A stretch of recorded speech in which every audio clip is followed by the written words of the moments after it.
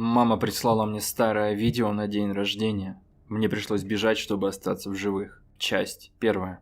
Терпеть не могу дни рождения, но людей, твердо решивших порадовать другого, не остановить. Так и моя мама уверена, что маленький подарочек скрасит мой вечер.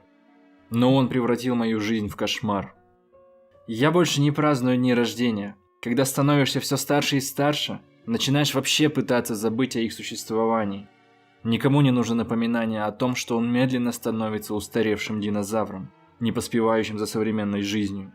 А я, в принципе, всегда считал, что ежегодное напоминание о мучительном приближении смерти – нездоровая фигня. Так что, полагаю, для таких, как я, день рождения, приходящийся ровнёхонько на разгар межнационального локдауна, был своего рода благословением, что, тем не менее, не помешало моей маме прислать мне подарок. Она всегда находила способ досадить мне, в хорошем смысле, и переиграла бы самого дьявола, чтобы вызвать у меня улыбку. Сегодня утром я решил выпустить на прогулку своего кота Дэйва, а когда вернулся обратно, чуть не споткнулся о сверток.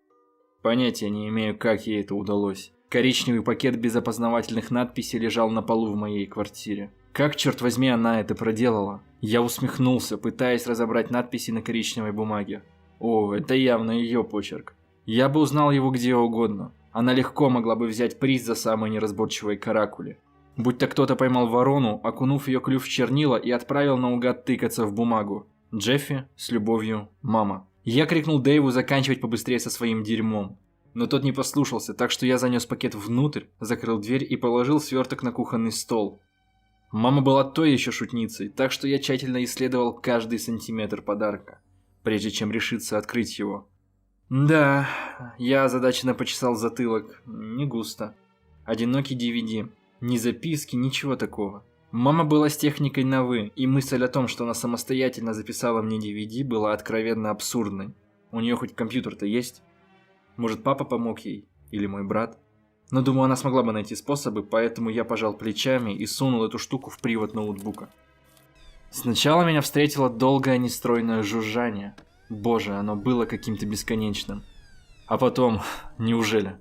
Открылась папка с единственным видеофайлом под названием «Детское видео Джеффи 86-90 год». Я поймал себя на том, что застенчиво улыбался отражению в экране лэптопа. Это очень продуманный сюрприз, ведь я даже не знал, что у нас была видеокамера. Нетипичный подарок для моей мамы, так что внутренне я все еще продолжал ждать, что это окажется каким-то сложным розыгрышем. Может, типа рекроллинга. Но нет. К моему легкому удивлению, это действительно оказалась обширная коллекция настоящих видео 80-х годов, в комплекте с нелепо низким разрешением, зернистостью, ужасным звуком и таким же ужасным оператором. Но они вроде как шли в неправильном порядке, начиная с того, как мне было 4 года. А потом все моложе и моложе.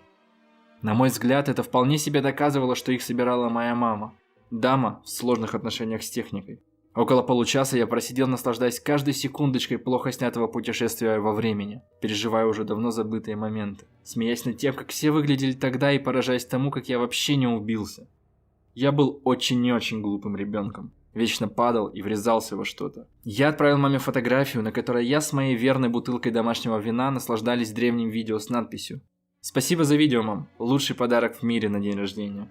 Прошло еще немного времени, и все стало очень странным.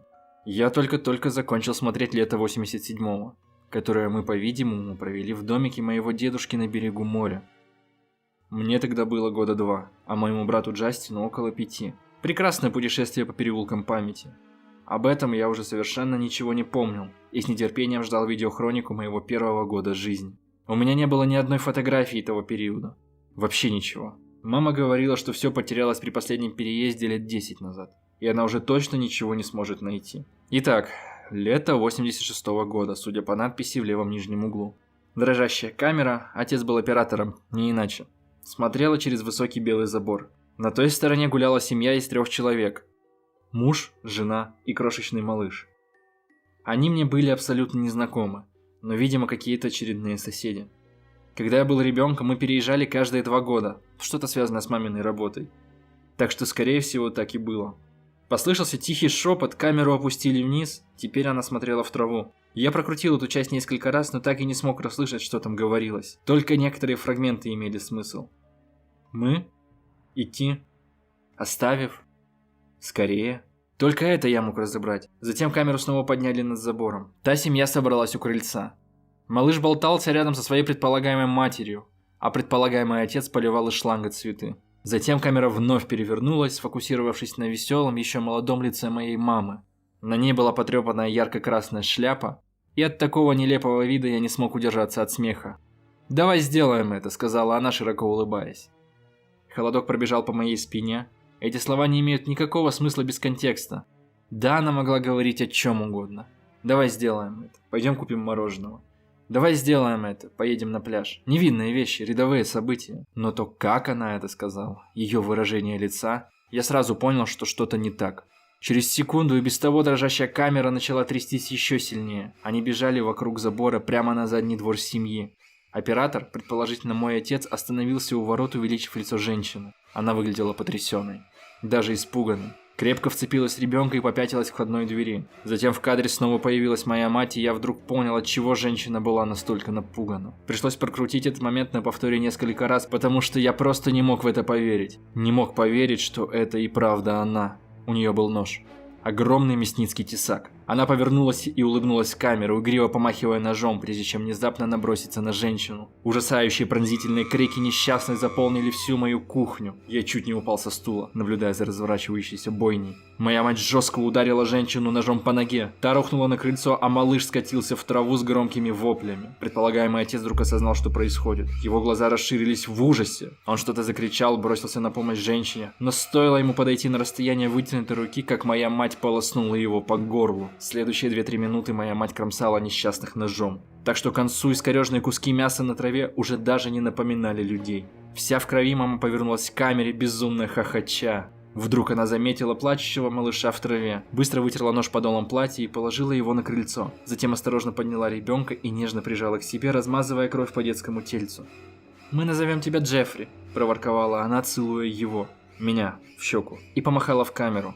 Я захлопнул ноутбук и отшатнулся, задыхаясь. Нет, этого не может быть. Это, наверное, какая-то шутка, розыгрыш, так ведь? Такое ведь можно сделать в наше-то время, сфабриковать что угодно, так? Дипфейк, все такое. Телефон завибрировал, сообщение от моей мамы. Я прочел его, затем еще раз, а потом схватил ноутбук и пулей вылетел из дома. Я не посылала тебе никаких видео, но папа скоро приедет и во всем разберется. Оставайся на месте, Джеффи, все будет хорошо. Никуда не уходи, мы сейчас приедем. Мама.